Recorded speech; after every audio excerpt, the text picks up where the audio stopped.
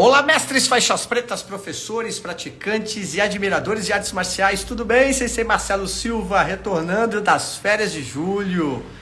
Estou aqui para iniciar mais um ciclo de lives aqui hoje com um tema muito legal.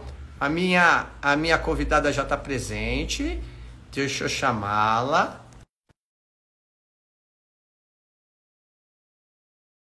Vamos lá, vamos ver se ela já aceita.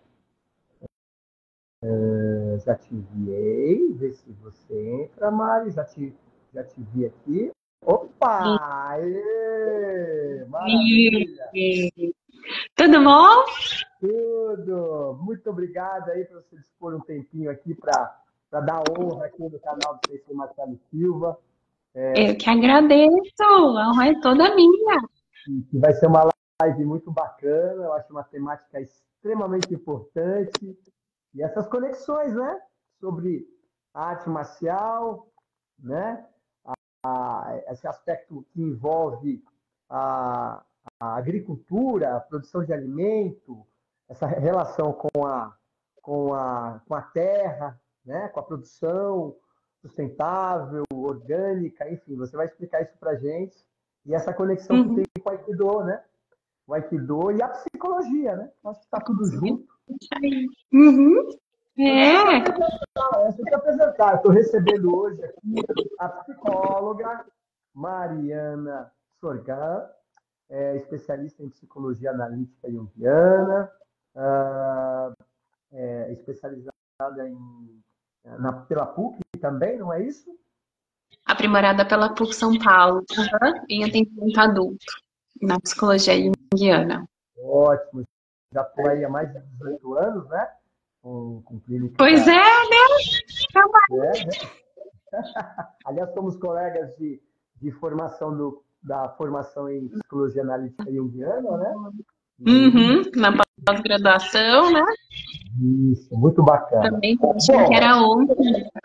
Bom, Maria, como de praxe aqui no canal, eu começo fazendo uma introdução e depois você vai discorrendo do tema aí. Eu vou fazendo alguns recortes, colocando alguma coisinha que tem a ver com a conexão aí da nossa temática, sabendo que hoje o título da nossa live é Correlações entre o Aikido, a agroecologia e a psicologia. Eu vou puxar aqui a nossa temática, tá bom? Tá bom, mandei. O Aikido é uma arte marcial japonesa criada pelo mestre Morihei Ueshiba e que é considerada, dentre várias artes marciais, como a arte marcial mais espiritualizada. Mesmo porque a sua gênese filosófica e ética é toda fundamentada no shintoísmo. Entende-se como shintoísmo ou shinto, o caminho dos deuses, a religião primordial do Japão e seu relacionamento particular com a natureza. Para o shintoísmo, a natureza é a expressão da vida dos kamis, ou seja, a vida dos deuses, suas personalidades, particularidades e comportamentos, e que tudo possui conexão para e com os homens. A terra, o meio que cultiva o alimento humano, se constrói o abrigo e serve como base de sustentação. É um dos elementos cultuados do grande panteão shintoísta. Para o shintoísmo, a agricultura é parte do relacionamento com os deuses, estabelecido pelo cultivo dos rituais e respeito pelos ciclos, assim como a psique humana, cheia de mistérios, mas ricos em recursos e que precisa ser lido, sentido, intuído, pensado e protegido e cultivado. Assim como o Sensei Morihei Ueshiba, o fundador do Aikido, que era agricultor, confiou sua natureza, a sua mais bela e nobre arte de realização, o próprio Aikido. Com vocês aqui, a Mariana Sorgan, psicóloga e analista junguiana. Que introdução linda! vida, meu Deus, eu não sabia, né? Isso daí você tá me contando agora, porque eu não tinha a menor ideia, né, dessa relação aí do Aikido com a agricultura, né? Eu pensei aqui em falar primeiro da agroecologia, né? Então, que a agroecologia, na verdade, é muito isso que você está falando. Primeiro que ela é uma ciência, às vezes as pessoas elas dão uma confundida, né? Que é uma filosofia, um estilo de plantio. Não tem nada a ver. Ela é uma ciência e, como você disse, né, fornece bases para as agriculturas mais sustentáveis, né? Mas o intuito dela não é só oferecer conhecimento para esse tipo de agricultura, né? Mas ela também vai fazer isso que você estava falando, dessa relação, né? Do trabalhador com a terra. Né? Ele também vai fazer essa relação aí de respeito, né, com a cadeia de produção, desde da pessoa, do agricultor familiar que está lá no campo, tudo que está sendo envolvido, a relação com a terra, né, que fornece conhecimento para a base de agricultura sustentáveis. Né? Mas, de novo, também pensando aí nos povos, quem está cultivando, quais são as relações de trabalho, as cadeias de produção, tudo isso. Né? Então, é isso que a agricultura, aliás, a agroecologia, ela fornece bases e estudos científicos para que essas coisas possam acontecer, né, no campo. Então, você ia falar alguma coisa? Não, é interessante, já aproveitando que você vai falando, eu já vou, minha cabeça vai fazendo essas ligações. É interessante porque quando você fala de agroecologia, a minha percepção é uma aproximação e uma relação mais próxima e mais, vamos dizer, mais humana, sem tanto mecanismo industrial envolvido, sabe? Então, assim, é um retorno àquela questão de quando a gente aprende, desde quando a gente pega aquele copinho, põe o feijãozinho ali, o feijãozinho sobe, assim como toda a arte marcial, né? A gente entra sabendo nada daquilo e a partir das experiências a gente vai aprendendo como que se movimenta, como são as técnicas, né? Como que é a relação com o outro. Então, eu queria que você falasse se é mais ou menos isso que eu estou pensando, né? Como se fosse um processo pedagógico de a gente retornar aquelas origens mais primordiais, assim, de enfiar a mão na terra mesmo, né? Aquilo que a gente vê nos livros mais antigos, né? Do agricultor com o chapéu de palha, né? Trabalhando ali, metendo a mão na terra, enfiando a semente lá com a mão, né? Então, é isso mesmo ou tem alguma outra... é diferente ou já está envolvido com maquinário mais específico? Enfim, se você puder dar um... Então, é exatamente isso. Então, a agroecologia, ela vai conversar muito, e aí ela converge também com a ecopsicologia, né? Ela vai convergir muito com esses resgates. Né? Então, é isso mesmo. Então, enquanto o agricultor familiar, ele nem sempre, na verdade, na maioria das vezes, ele não tem acesso a esses equipamentos, né? Então, ele tem que fazer com a mão mesmo, com a enxada, com tudo que ele tem disponível ali para ele. Né, que é o mais barato, é o que é possível, é o que muitas vezes é o que chega, né? A gente tem que pensar no Brasil aí nesses níveis territoriais gigantes, onde né, tudo que vai chegar em qualquer momento, qualquer hora, como a gente está acostumado mais no Sudeste, nos grandes centros, né? Então ele vai usar o que tem disponível. Mas sim, o que você está falando tem muita relação, porque na agroecologia, uma das premissas é justamente esses resgates culturais. Né? Então, uma das vertentes ainda, então, assim, a agroecologia ela vai fornecer, por exemplo, a base né, para essas outras agriculturas sustentáveis. Algumas delas, por exemplo, né, a agrofloresta vai falar um pouco sobre isso, de resgatar os meios que os indígenas, os povos indígenas, né, costumavam utilizar para poder fazer esses plantios, né, que são os plantios consorciados. É uma coisa que a cultura moderna foi perdendo, né, então viraram as monoculturas, essa coisa desse encerramento, esse distanciamento, né, então o campo ele só serve para produzir, o campo ele só tem a da extração, ele é um meio de ganhar dinheiro, não é mais um meio de subsistência. né? Então, nesses processos de distanciamento que a gente chegou no que a gente entende hoje. E aí, não sei se eu estou indo muito rápido, mas esbarra aí na ecopsicologia, né? Que é a hora que esse processo que começa lá no campo, né, que a gente vai vendo, né, de distanciamento desses maquinários, que é isso que você está falando, o desrespeito aos povos originários, o desrespeito à cultura, à espiritualidade, tudo isso vai chegando também, né, até os dias de hoje, em que a gente está no lugar que a gente está. Então, as regras são ditadas pelo meio social, um outro que eu não conheço, que eu nunca vi na minha vida, né? E a ecopsicologia, ela vai começar a implicar um pouco a psicologia com esse lugar aí. Mas, peraí, onde é que tudo isso se perdeu? Será que vocês passaram a entender que o corpo de vocês ele também é natureza? Então, que isso em nenhum momento, só porque vocês desejam ou porque te disseram isso, né? Isso se perdeu de forma nenhuma. Continua sendo ali fruto de átomos, elétrons, todas as funções biológicas. Né? Então, assim, você é natureza. Né? E o que restou de você, então?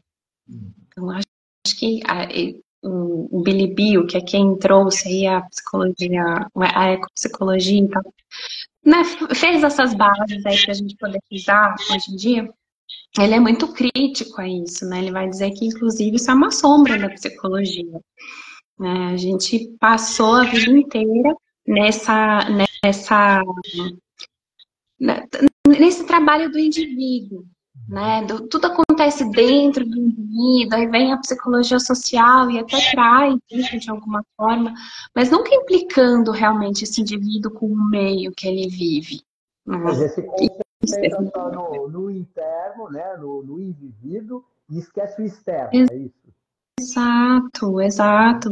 E sem parar para pensar no que isso causaria, né?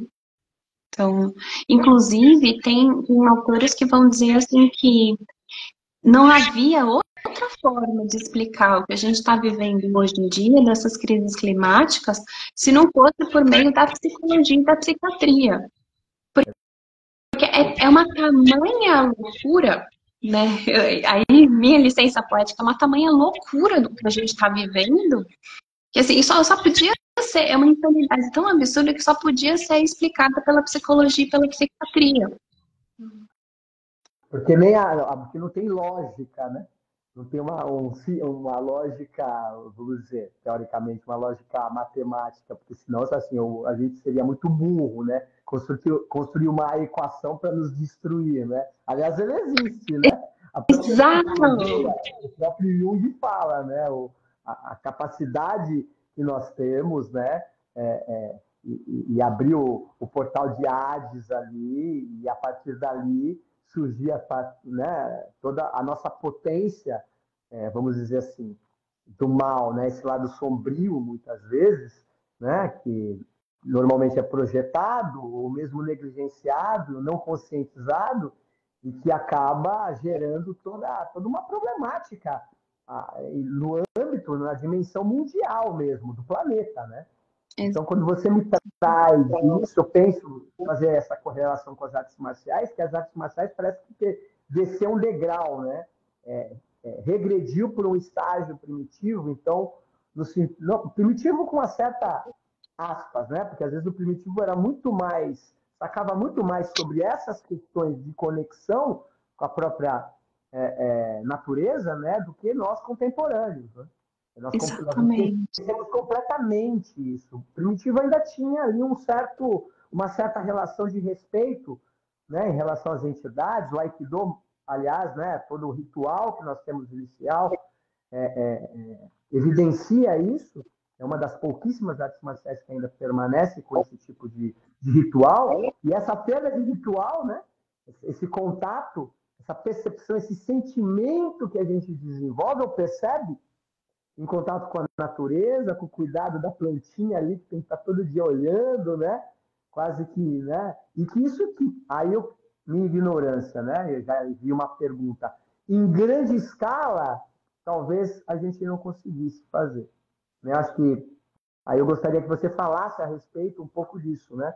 Porque quando eu penso em agroecologia, por exemplo, ligado com a psicologia e ligado com as artes marciais, quando a gente pensa numa dimensão muito grande, de fazer isso de uma produção em escala muito grande, eu fico meio perdido nisso, eu realmente não consigo enxergar.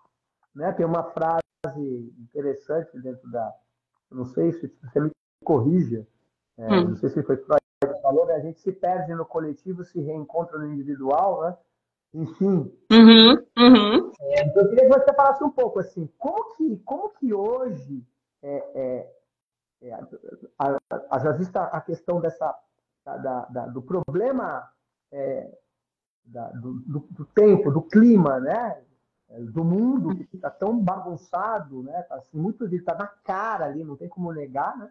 Como que fica, como que entra essa ideia, né, da agroecologia juntamente com a psicologia, como que a gente pode, né, resolver esse problema hoje? Eu acho que a resolução ainda, né, vira aquela, né, que ninguém sabe, né? Mas por que ninguém sabe? Porque o que a gente precisaria atualmente? O negócio já está tão lascado. Todo mundo A gente ferrado, né? assim, usando a palavra verdadeira, assim, né, para não falar coisa pior, mas a gente está tão lascado que assim, o que precisaria ser feito, né? Recentemente saiu uma pesquisa, assim, agora coisa de alguns meses atrás, assim, o que precisaria ser feito? Então, o mundo precisaria plantar árvores. Então, será que é possível isso? Isso não é. Né? Porque muitas das pessoas elas não têm essa consciência ambiental, elas não sabem da importância do que é, né? Então, o que a gente precisaria, numa ideia assim muito maravilhosa, é que todo mundo plantasse suas árvores, que todo mundo tivesse uma consciência ecológica, né?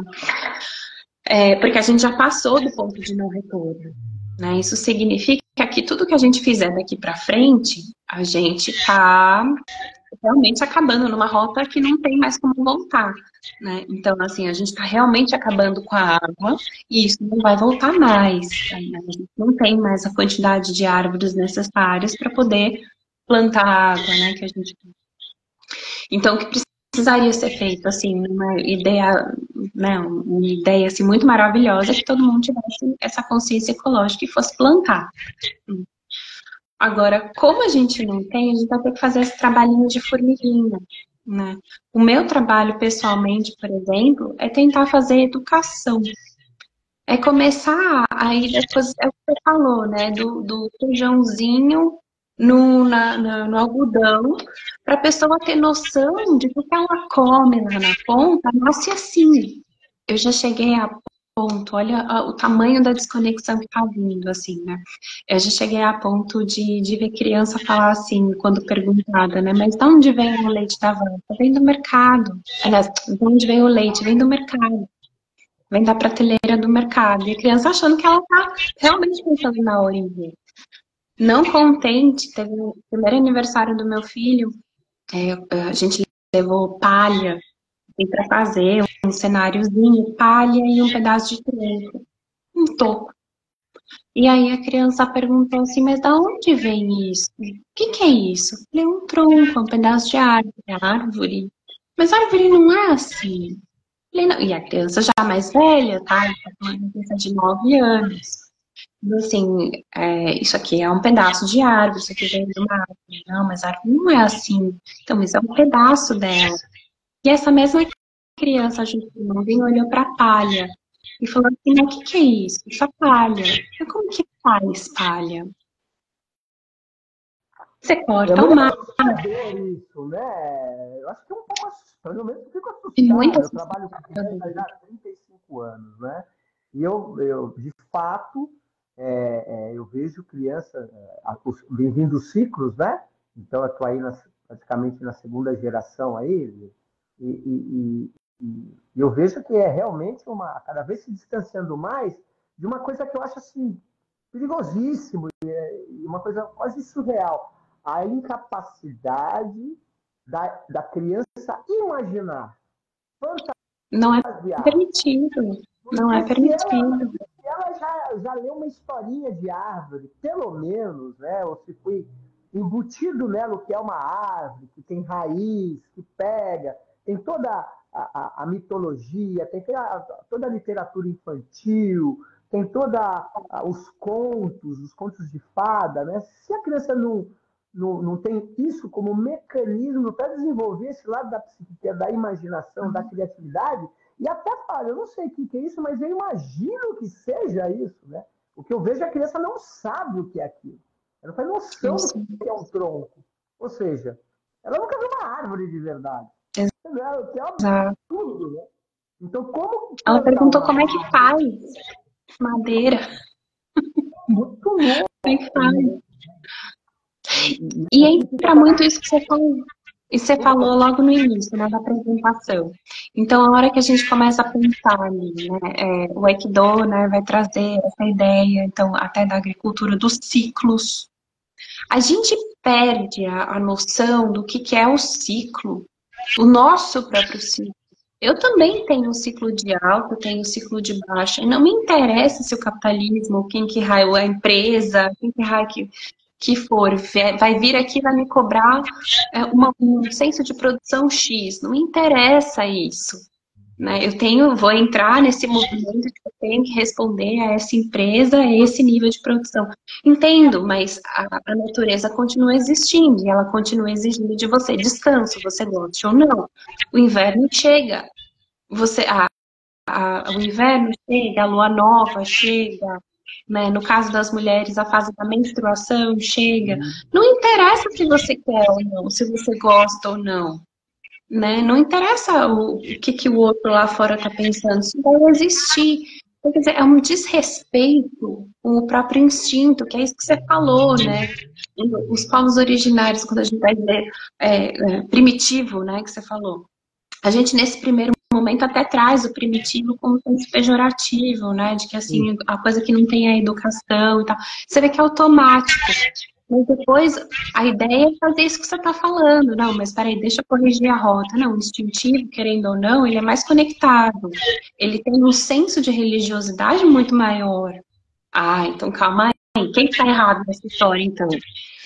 Né? A proposição, eu acho, das ciências ainda é começar a pensar isso. Vocês acham que onde a gente chegou tá bom? O que disso vocês acham que tá legal? Né? O que disso aqui que vocês acham que dá para continuar? Né? Um ali tendo burnout, assim, e não sabendo por quê. Né? A ansiedade. Ai, toma remédio para ansiedade, toma remédio para não sei o quê. Então, gente, calma. O que esses sentimentos estão aí? Eles servem a alguma coisa. Né? Eu preciso entender, eu preciso parar, sentir. Isso aqui está me guiando para algum lugar. Não interessa se o patrão, se o outro lá, se a rede social quer ouvir ou não. Isso aqui está me guiando para algum lugar. Não. E é interessante, né? Porque tanto você como eu, né? Você como psicólogo, como terapeuta, também professor, acima de tudo, a gente vê cada vez mais as questões que envolvem a saúde mental muito comprometida das pessoas, né? E quando eu falo de saúde mental, não é só do indivíduo que vem aqui na minha clínica ou do aluno que eu atendo, né? É em relação às relações, né? De como as pessoas se relacionam, né? Como as pessoas estão se conhecendo, como as pessoas estão interagindo entre elas, né? E eu vejo assim, que a dificuldade da comunicação parece que cada vez está mais abissal, assim, cada vez nós estamos mais distanciados, embora nós temos todos os recursos tecnológicos, redes sociais, né? Nós temos um hiato, parece um abismo de olhar no olho, né? De conversar, de ter um aprofundamento de qualquer assunto, né? As coisas muito pejorativas e muito superficiais, né? E eu penso que, quando eu penso em psicologia analítica, sobretudo, né? Mas eu penso também nas artes marciais, eu vejo também essa questão, né? Muita, muita falácia e pouca profundidade, né? Porque as pessoas parece que perderam essa capacidade de entenderem que existe um processo de desenvolvimento natural e que quando a gente perde isso, a gente fica completamente sem referência nenhuma, inclusive de comunicação, né? Então a gente aceita pela perda dessa consciência, desse exercício, né? Assim como no Aikido, a gente entra, senta, tem o aquecimento, é chato, faz 10 mil vezes o mesmo movimento, é muito chato, cai, levanta 1 milhão de vezes, né? Dói, se machuca, mas eu entendo que é a mesma coisa que você cultivar uma terra, trabalhar numa sei lá, numa plantação de laranja, por exemplo, né? Que você tem que ir lá todo dia e dispor de uma energia, né? Dispor de uma atenção, de uma comunicação muito mais profunda do que simplesmente você já comprar a laranja no mercado. Eu não estou dizendo que você não pode comprar a laranja no mercado, mas ter consciência que existe um processo. E aí eu acho que está a perda da sacralidade, né? Eu sempre falo nas minhas palestras, no meu curso de formação, a perda da sacralidade das artes marciais lá atrás, né? E aí o termo de arte, né? Porque cultivar a terra é uma arte. Você vê o matuto, né? Que bate o olho no horizonte e fala, daqui 5 minutos vai chover, vem a chuva e pá, né? Olha, essa época é boa para plantar a semente. O matuto sabe a hora que vai lá, né? É a mesma coisa que o mestre bate o olho no aluno, sabe que o aluno está ali com alguma situação, ele sabe como conduzir, sabe o tempo certo de apertar, não apertar, né? Fazer a coisa com um pouco mais de suavidade, um pouco mais de imposição, né? De uma energia para que tenha um despertar, né? Então, acho que tem essas conexões, né? E que a gente vai perdendo esse sagrado, né? O que é o sagrado da terra, né, o que é essa relação sagrada do homem, né, com esses elementos naturais e que a gente depende deles, né? A relação com o tempo, Marcelo. A relação com o tempo, ela está extremamente doente. Eu estava tentando buscar aqui uma frase maravilhosa que o Krenak aqui eu já achei, mas a relação com o tempo, porque é isso que você está falando, né? O cultivo, ele demanda tempo, né? Não é só o estar ali, é o estar ali, é o olhar, o cultivar, o arar, o regar, perceber olhar para aquela terra, ver o que ela está precisando, o que tem em excesso. Se a gente for parar para pensar, existe um paralelo muito claro com isso nas relações, que é isso que você está dizendo. As relações, elas precisam do cultivo, né? Então, vão haver esses momentos em que vai estar arado, né? Então, é aquele relacionamento que ainda as coisas não aconteceram propriamente, né? Tem um quê aqui de algo que pode ser, tem o semear. E quando você semeia, você tem um comprometimento com aquela terra, logo você tem um comprometimento com aquela pessoa que você está plantando essa semente. Né? Então, assim, quantas pessoas hoje em dia estão entrando nessa rota de responsabilidade afetiva que muito se fala? Né? Então, assim, como é que a gente faz para cuidar dessa semente, para fazer ela crescer? A gente está disposto, inclusive, a esperar o tempo, o comprometimento. E aí, é isso que você disse, é uma questão que fica generalizada. Então, as pessoas deixaram de cultivar relações saudáveis. E aí, o Krenak fala uma coisa assim muito interessante, ele diz assim, ó, todos os outros humanos que não somos nós, né, estão lá fora. E a gente pode comê-los, socá-los, fraturá-los, despachá-los para outro lugar no espaço. Quer dizer, se não sou eu faço o que eu quiser, eu bato, eu xingo. É isso que aconteceu. Né? Então a gente deixou de ter esse senso de que nós temos uma obrigação de trabalhar juntos um ideal, por alguns ideais, mas que a gente tem a obrigação, e mais do que isso, querendo ou não, a gente continua trabalhando. E aí é o que você falou, né? É para abrir a porta do inferno ou para abrir a porta do céu. Mas tá todo mundo trabalhando junto, goste ou não. Sim, sim. E sabe o que eu queria te perguntar? Assim, eu estava pensando esses dias a respeito de como anda a humanidade, para onde a gente está indo, né? Eu faço as minhas viagens assim. E, na Uhum. sua opinião, pelo que você vê em termos do que você está produzindo, do que você está enxergando em relação a essa agroecologia, é, quais as perspectivas que tem, que você percebe hoje? Obviamente você está imersa nisso, né? Você mora fora num lugar que é de interior de Minas Gerais, enfim. Qual é a perspectiva? Se é otimista, se é negativa ou pessimista em relação àquilo que a gente entende como crise? Porque a gente fala crise econômica, beleza. Mas o que é crise econômica? Para mim, se eu estiver errado, você, por favor, me corrija, que eu não tenho propriedade para falar. Para mim, qualquer crise é superável assim facilmente.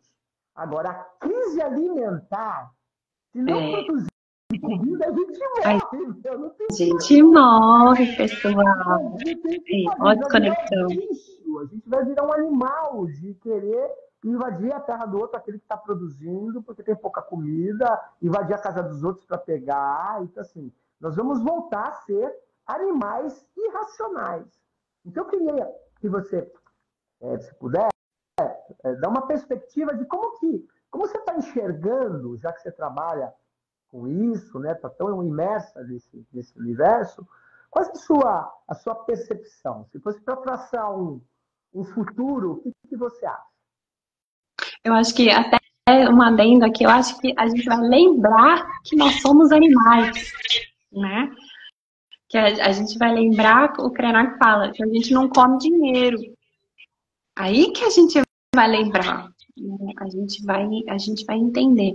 Ó, isso eu acho que depende muito de quem tá falando com você. Tem muita gente que vai ser otimista, eu não sou essa pessoa, eu não sou otimista, eu acho que eu tô bem pessimista nesse sentido. Mas, por mais pessimista que eu acho que eu esteja, eu consigo ver que existe uma ampliação de consciência muito interessante, né? Então, a ponto de que às vezes chega a dar, assim, uma esperança. Mas é aí que tá, dentro de qual perspectiva? Se a gente for pensar assim, quem está vindo hoje em dia para o campo, que a gente está observando muito, né? Que tem até um nome para isso, que são os neo-rurais.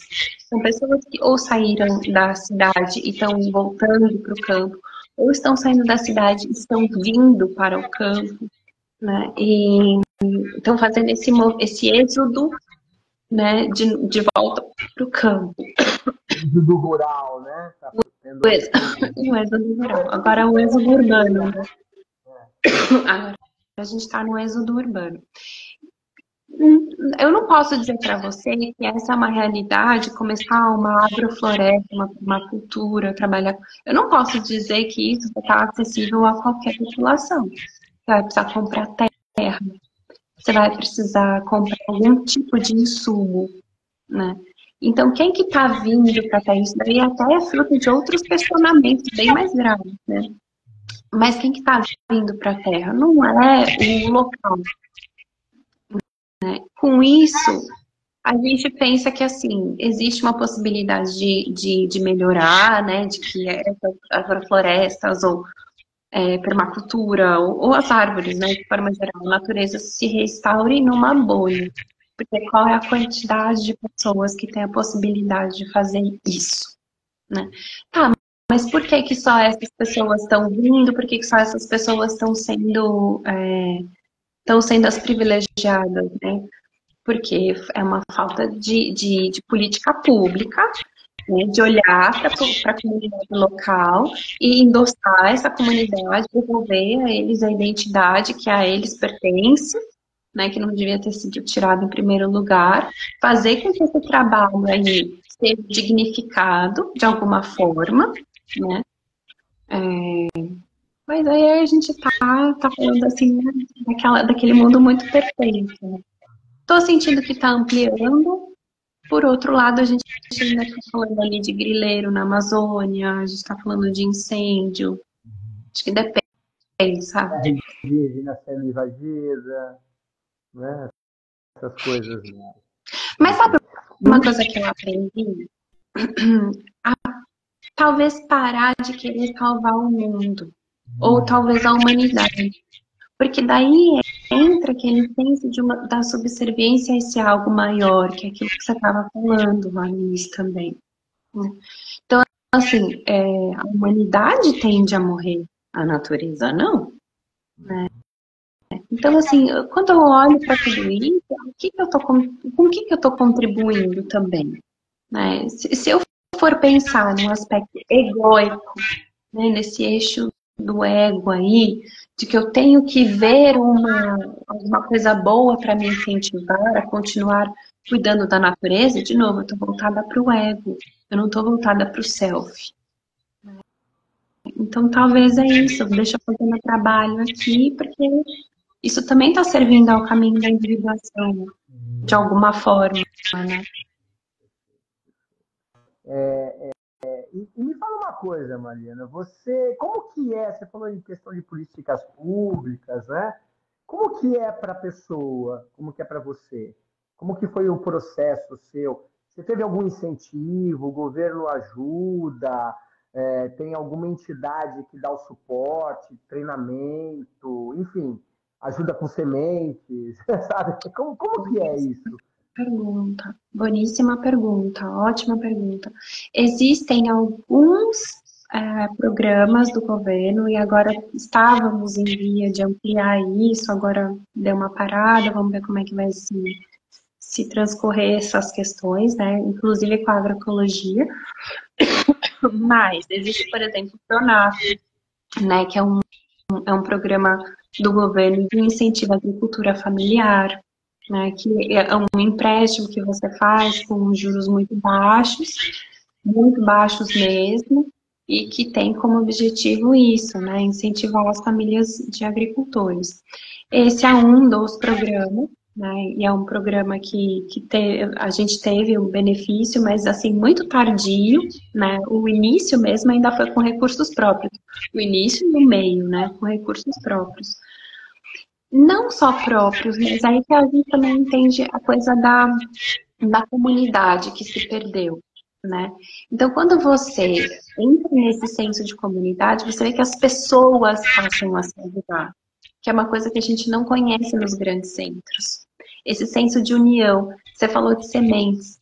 Sementes se trocam, né? Olha que Existe aquisição, mas muitas dessas sementes se trocam, né, entre as pessoas, e aí você vai aprendendo a importância desse tipo de conexão, né.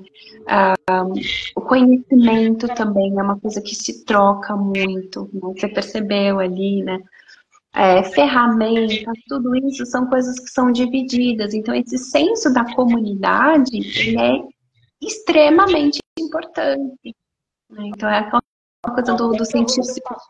Até para você passar essa interseção de conhecimentos, né? O que você sabe, o outro não Exato, sabe, né? É interessante exato. porque no meio da pandemia, eu e mais um grupo de professores de Aikido de outras organizações, eu represento uma organização japonesa aqui no Brasil, né, chamada Takemusukai, e, outras e esses outros professores, Aikikai, por exemplo, fizeram parte de um grupo chamado DEAI, que é o encontro, reencontro. DEAI Uhum. em japonês quer dizer reencontrar, né? E você está falando dessas trocas, nós já estamos na quinta versão, fizemos esse ano a quinta versão do DEAI, e como foi rico essa troca de experiências técnicas, né? Porque quando a gente fica muito fechado numa bolha, né? A gente acaba ficando muito limitado em termos de ampliação do própria universalidade que é o Aikido de Sensei, né? Do Morihei Ueshiba. Então, quando a gente reuniu esse grupo que estava com muita vontade de treinar na época da pandemia e o governo começou a liberar, a coisa começou a ampliar e os ideais estão tendo assim uma repercussão tão interessante, né? E muito rica em termos de a gente conhecer outras pessoas que praticam a mesma coisa que a gente, né? Só que com um olhar muito particular, né? E como é rico isso, né? Então, quando você fala essa troca de sementes, essa troca de experiências, acredito eu que tenha, né? Você foi vamos dizer, uma refugiada urbana, né? Que acabou Uhum. indo, mas você encontra com pessoas locais aí, né? Você encontra com os matutos, né? As pessoas que, né, secularmente já cuidam dessa terra, desse espaço, né? Eu acho que essa troca deve ser muito enriquecedora, não? Sim, porque você aprende isso daí, né? Que você não pode fugir, que é um cerco, que você tem que se responsabilizar, não adianta você querer fugir, né? Inclusive desse senso da comunidade, porque se você não está disposto a ajudar, em algum momento você também vai precisar e você não vai receber essa ajuda, né? E é muito isso que você falou, esse senso do outro, porque nos grandes centros a gente perdeu esse senso de comunidade de uma tal forma que hoje em dia a gente ouve assim: a minha bateria social, ela tá baixa. Eu vou ter mesmo que ir lá, porque daí eu vou ficar vendo pessoas. Eu tenho mesmo que interagir com pessoas. Gente, que ponto que chegamos? E aí, né? E tem isso, né? A gente, qual é o ideal da nossa vida, né? Se a gente for pegar no caso do Jungiano, vai dizer que tem esse senso da realização do inconsciente. Certo, então assim, a minha ideia é eu entrar e me responsabilizar por esse caminho da individuação. Eu tenho que estar olhando aqui, eu tenho que ser responsável por isso. Mas eu não me individuo sozinho, Tem como, né? ficar só. Precisar, eu vou precisar desse outro que vai se opor às minhas ideias, que vai criar essas tensões, e a partir disso é que tem essa criação, né? Então, eu preciso desses choques, dessas realidades que vão se ampliando, né? E a comunidade local, ela provoca isso também. Porque eu cheguei aqui com aquele senso paulistão, não, entendeu? O tempo é o tempo do relógio, o tempo que eu quero, o tempo da produção. E a comunidade vai dizer: entendi, problema seu. As coisas têm um ritmo para acontecer. E gostando ou não, você vai respeitar o ritmo que tem que acontecer. E é muito É isso. louco isso, né? Para nós que eu também fui criado em São Paulo a vida inteira, embora sempre tive muito acesso às coisas do campo, né? Meus avós moravam em fazendas do Nordeste, eu morei um tempo lá, então desde muito pequeno eu tive muito contato com terra. Eu sou de uma geração, né?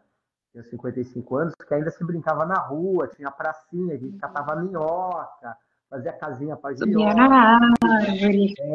subia na árvore, tinha aqui o Instituto Biológico que não tinha grade, nós entrávamos lá para pegar a goiaba, na época de amora, a gente pegava amora, manchava todas as camisetas, a mãe dava um couro na gente, né? Eu fui aí numa geração que aprendi sobre essas gostosuras, vamos dizer assim, quando eu lembro, e é por isso que, para os meus filhos eu sempre proporcionei isso também, né? Então, todas as férias eu estava num lugar próximo de cachoeira, no mato, acampando, né?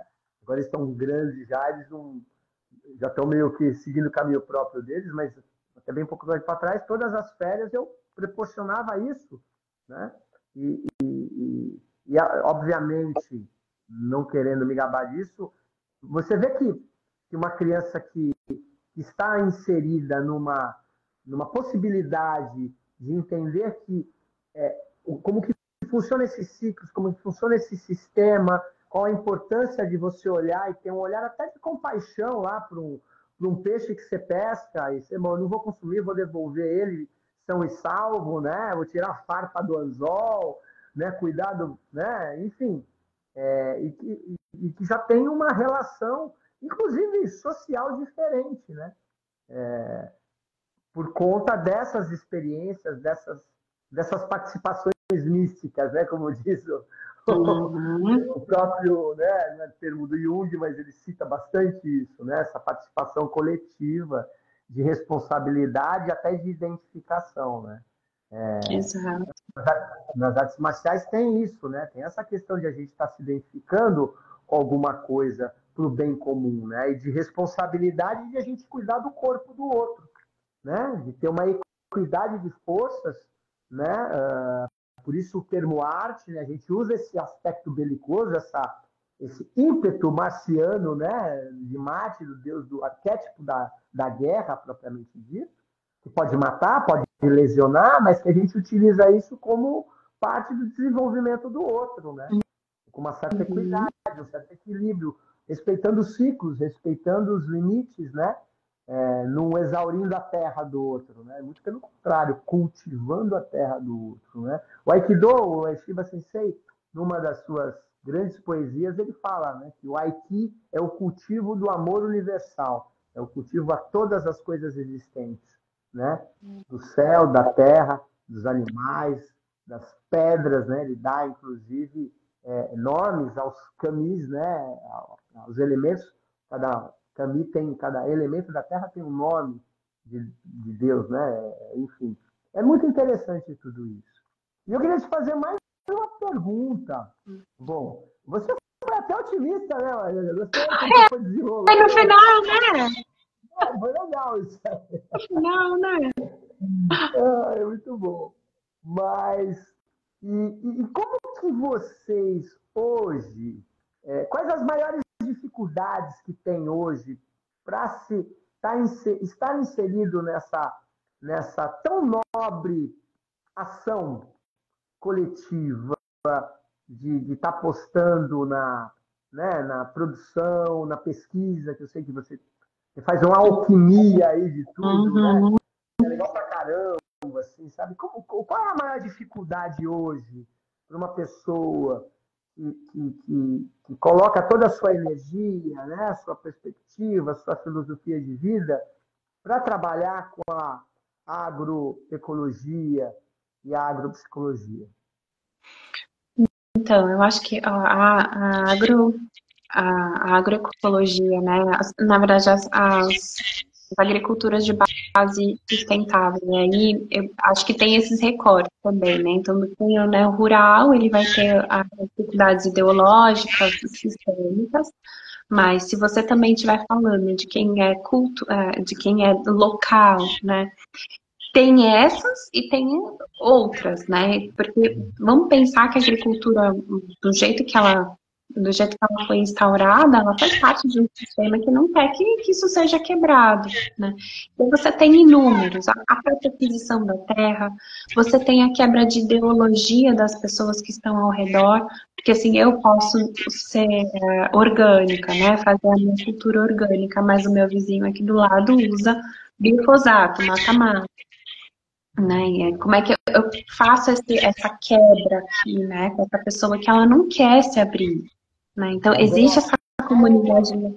aí vem a chuva, pega tudo coisa e cai na sua. Entendi, entendi. E não E tem como leva, controlar. né? Então, tem isso, tem a falta de recursos financeiros, né? Para as pessoas de baixa renda. Então, tem essas faltas de recursos financeiros, porque são pessoas que elas estão extremamente vulneráveis. E num nível de trabalho muito complicado, né? Porque elas estão debaixo desse sol aqui. Elas não estão dentro de um escritório com ar-condicionado.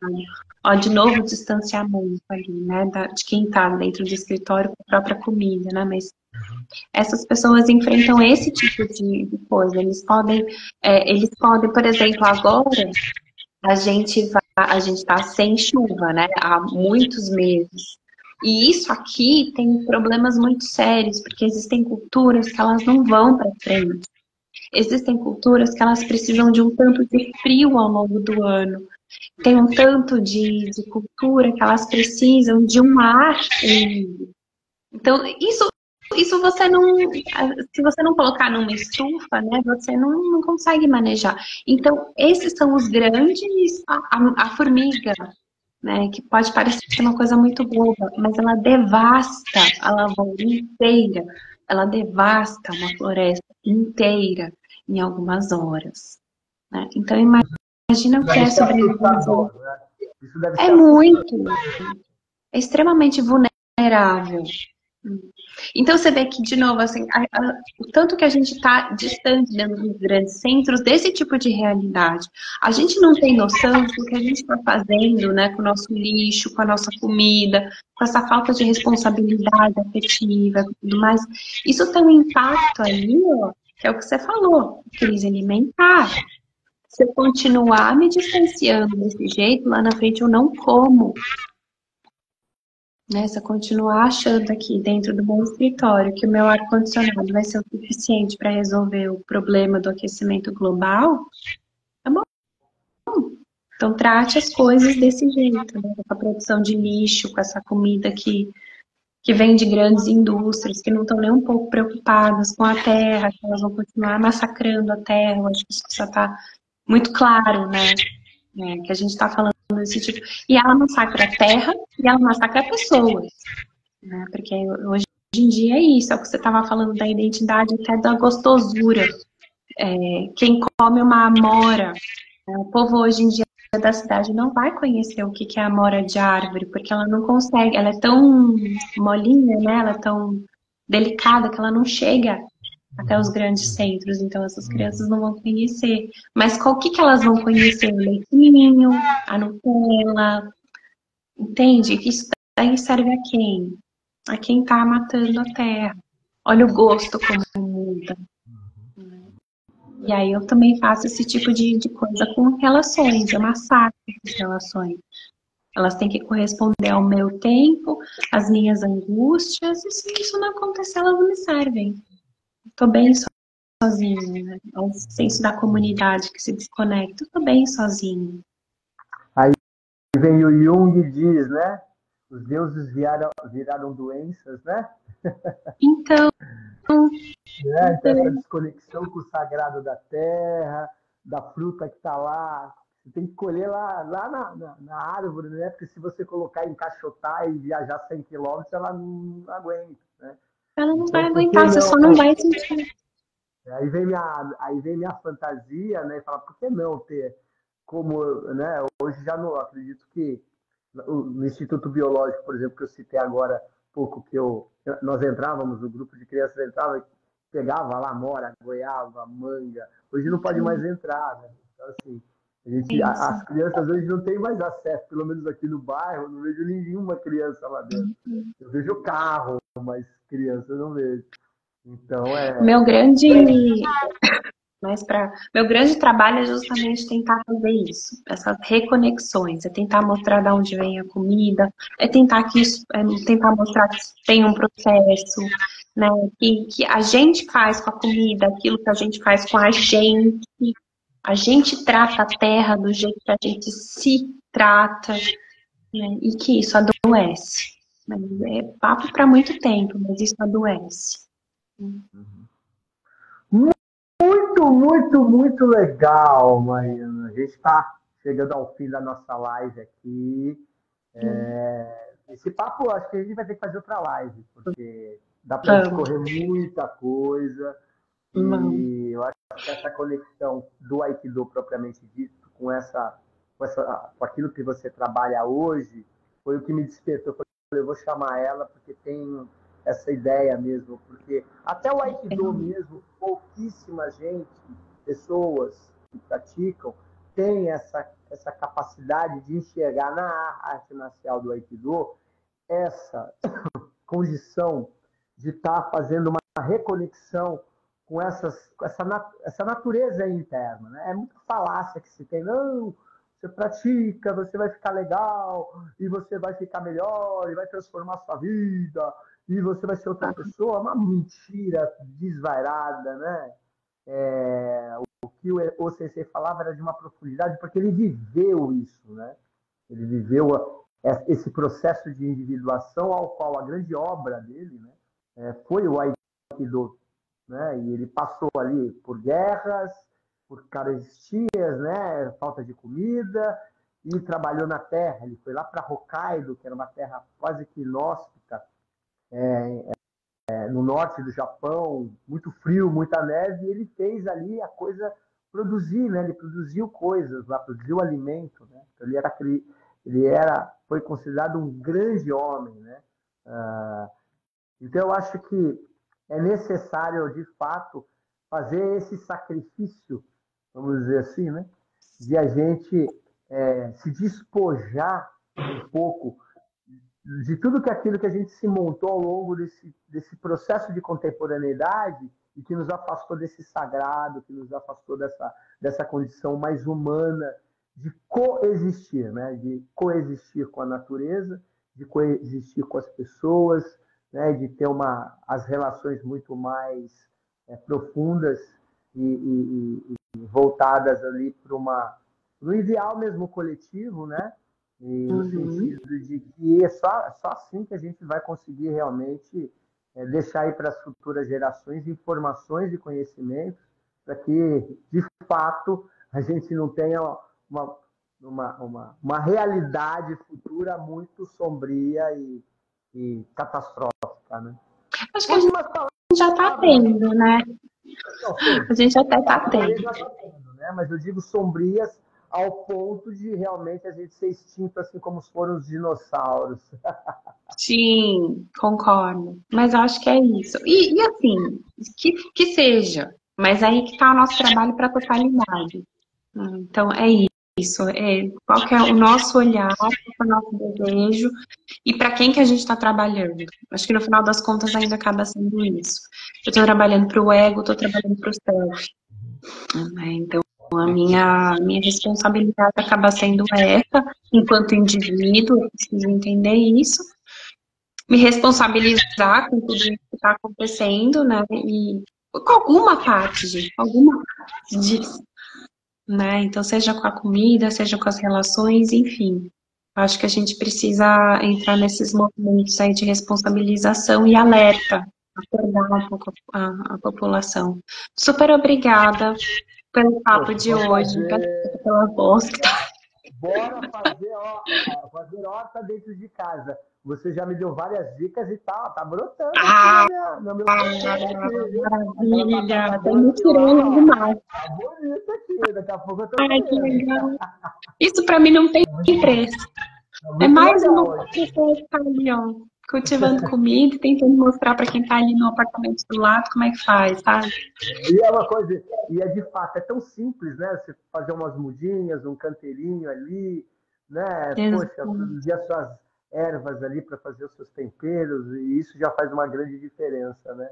É a orientação, né? É o olhar para aquilo que precisa acontecer, né? Essa reconexão. Mariana, então tá bom. Muito obrigado. Obrigada pelo convite. Essa live vai ficar gravada aqui, vai fazer parte também do conteúdo programático do curso de formação filosófica de artes marciais, que está completando aí 4 anos, já com quase 1.000 alunos. Esse ano nós vamos bater 1.000 alunos matriculados que fez a formação, e Mariana, psicóloga, aqui vai fazer parte do conteúdo programático, então tem muita informação aqui para a gente fazer todas essas conexões com a filosofia das artes marciais. A todos os seguidores, os alunos, Mari, muito obrigado. Muito obrigada, foi um prazer imenso. Obrigada a todos aí. Um beijo enorme. Boa noite a todos, gente. Boa noite, pessoal.